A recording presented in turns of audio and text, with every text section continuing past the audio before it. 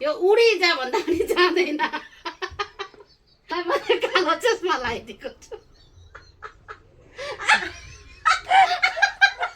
कितना देर में खाना खिलाना चाहिए। शिलोङ मेघालय इन्डियाबाट म वर्षा लामा। विशेष कुरा तपाईहरुलाई सोध्नु छ, धेरै धेरै माया। हेर्नुस् त चरा उडेर आएको छ। उडेर आएको छ, यसलाई कसरी पाल्नु पर्ने हो। उहाँ भएको छ बिमारी हो, धेरै दिन भयो उ बिमार हुनुहुन्छ। अनि अलिकति फ्रेश देख्नुलाई मैले कालो चस्मा लगाइदिएको छु।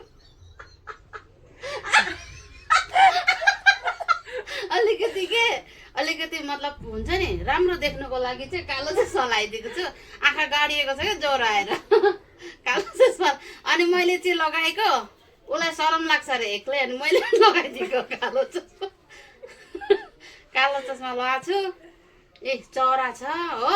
तपाईहरुले हो म त बहुत मजाक गरे, सिरियस कुराको लागि आएको यो भिडियो। एकदमै उहाँलाई हेरिराख्नु भएको कन्टेन्टमा पनि यो यसको विषयमा जानकारी लिनु लागि यो भिडियो अपलोड गरिराखेको छौँ हामीले।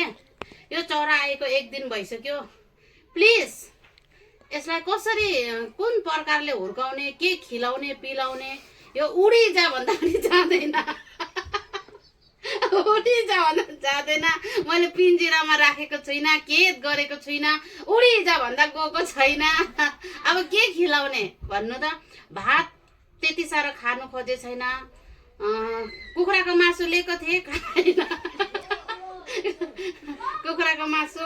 अनि यहाँ हेर्नुहोस् है, अब तपाईँले भन्नुहुन्छ ल वर्षामा लाटी छ, लाटी छैन। हेर्नुहोस् है, उसले चाहिँ के भन्दैछ है त, हेर्नुहोस् है। चिड़िया को कितना कितना देर में खाना खिलाना चाहिए। चिड़ियों को खाना खिलाने का समय उनकी उम्र और मौसम पर निर्भर करता है। बच्चे और वयस्क चिड़ियों को अलग अलग समय पर खाना खिलाना चाहिए, क्योंकि पक्षी दिन में ही खाते हैं। अलग अलग टाइम में कुन चाहिँ टाइम, अलग अलग टाइम में खिलाउनु अरे, कुन टाइम थाहा भएन। तपाईहरुले भनिदिनुस् है। यहाँ सोधेको गुगललाई चाहिँ ल है, यस्तो छ, वर्षासँग चढा छ।